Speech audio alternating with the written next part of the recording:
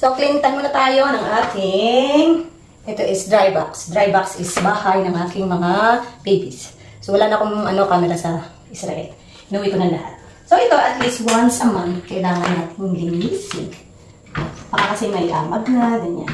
So, ang dry box is para maiwasan natin ang mga amag ng ating babies and gadgets.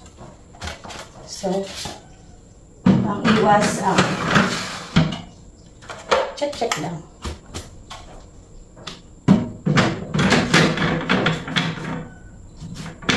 So, once a month, kailangan. Ganyan lang. Tapos, nalinis natin yan. Okay, bakit parang dito siya? Yan. Isasarado natin. Sarado natin. Ito, 74.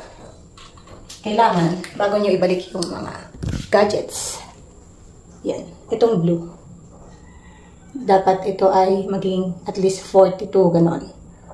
42, 45. So, medyo matagal yan.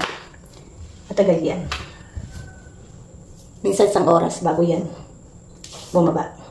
So, sarado natin. Tapos, pag bumaba na, balik natin itong mga babies ko. Ito yung aking pinaka-una. 650 di ko na kaanon. Siyempre, collection na rin yan. Hindi naman sila totally sira pa. Ito yung aking gold fix. Ito fix to. Wala itong nakasama siya ng lens niya. Pero malayo na abot nito. Kaya ito kumuha ng buwan. At ito yung aking ginagamit. Lagi, ang 80D ko na hindi na na-upgrade. Pero okay pa naman siya. Inuwi ko na rin. Yung mga lenses ko, itong mga cupcake ko, yan. Ano ba ito? Ito ay pang macro daw siya. Ay, 24mm. Ito yung 1855 kit lang to. Ito yung kaunahan kong lens. Ibang nag-aaral. Excuse, pwede na yan. Ito yung Tamron ko na 16 to 35. Ito naman yung aking 50mm. Ito, kay ate ito eh. Nagpalit muna kami. Ito yung kanyang 10 to 20mm. Yung nasa kanya ko is yung 85mm ko. So, yun lang. So, wait lang natin yan. At mamaya, makikita nyo, bababayan ang kanya. Bumaba, saka natin ibabalik. So, ayan, ibabalik na natin after 1 hour. Nakaligo na ako, ganyan, may nagawa na akong iba. Ngayon, ibabalik na natin kasi bumaba na yung temperature, nasa 46 na siya. Kaya, ibabalik na natin. So, ito, once na bin-open nyo yung door niya, tataas ulit yan.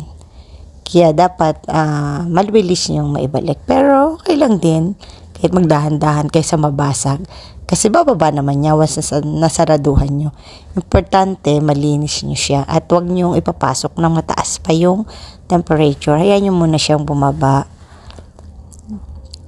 Yan, saglit lang naman yan na pag napatas nyo ng patas na o diba, safe yung mga natin, lenses at saka yung cameras natin, iwas amag. Kahit iwanan ko yan, kahit hindi mo magamit. Ng ilang taon ko na hindi nagagamit yan. Kaya pati yung isang camera ko na ginagamit ko sa Israel, inuwi ko na rin. Kasi hindi ko na siya nagagamit. Sayang naman kung masisira, mahali ka buka na magkakaamag. So, yun lang mga kabebang. Bye.